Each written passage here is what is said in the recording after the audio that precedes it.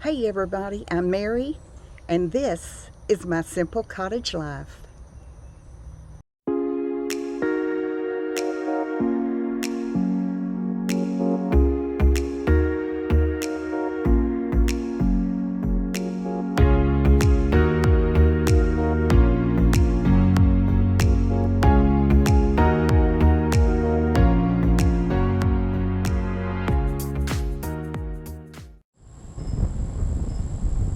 Hey everybody, good morning.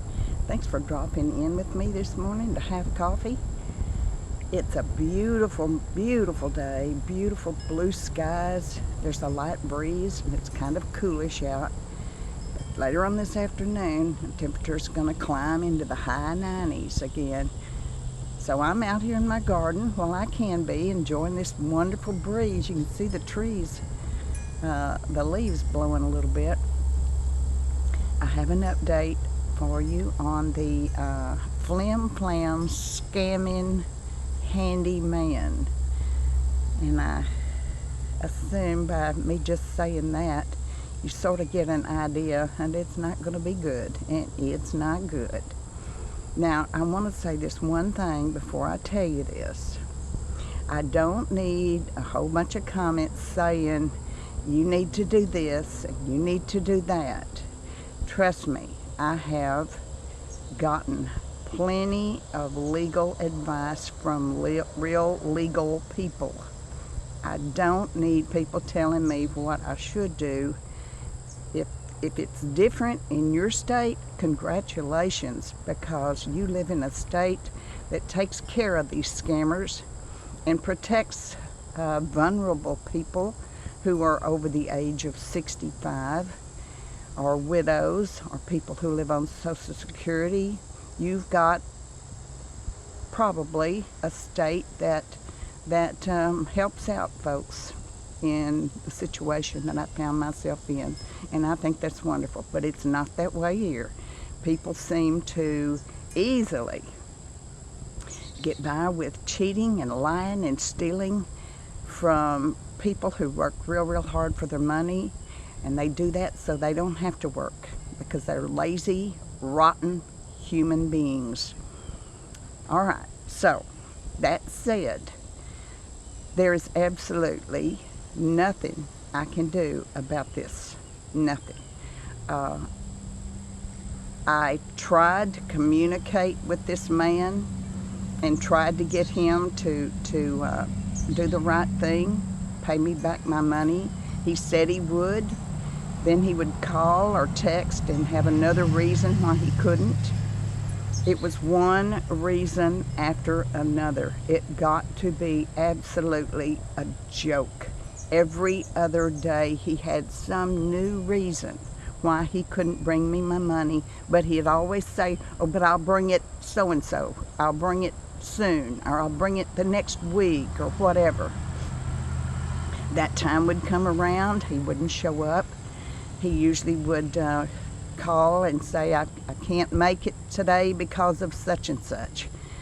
So it became very apparent to me that he had no intentions whatsoever of bringing me money, and I don't know why he just kept, why didn't he just say, I'm not going to do it? Because clearly, there's nothing I can do to him. So here's the thing. I could go and file a small claims on him, but I'd have to pay extra money. It's usually around $200 up is what I'd have to pay for the cost, and then court costs I'd have to pay. Well, then you have to pay to have the sheriff's department or whoever serves an actual warrant for him to appear in court to answer the charges against him. Guys, the man is homeless. Remember, he gave me an address. It turned out to be fake. There's not even a house there. He lives out of an old, broken down minivan. Where's the sheriff's department going to serve this papers on him? What Walmart parking lot or Brookshire's parking lot? You can't find the man, for heaven's sake. There's no way they could serve him.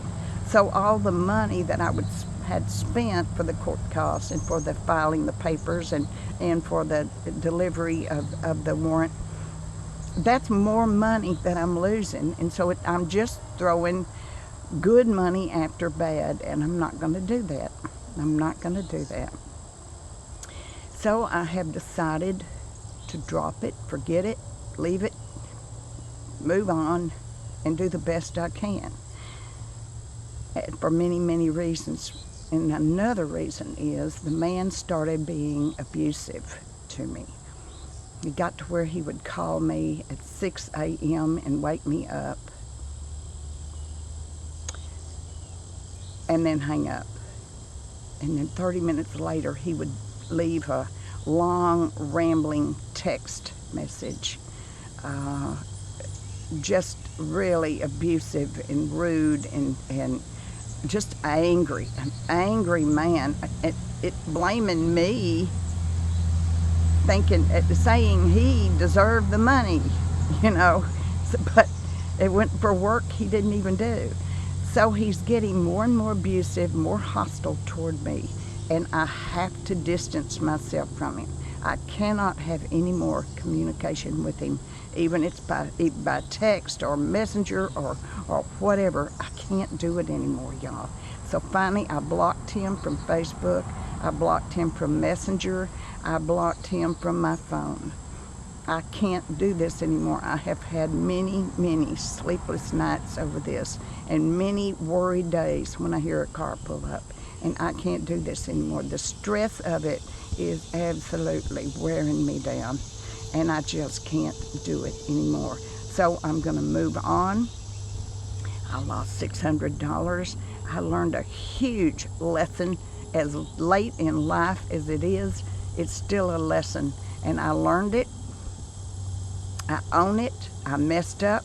I shouldn't have trusted him. He was a slick-talking, fast-talking con man, and I know it. And he's going to have to live with that down the line, although I'm quite sure that he sees nothing wrong in what he did. But one of these days, God's going to reckon with him. You bet your booties he will. God doesn't like people who treat widows the way this man has treated me. So that's my update.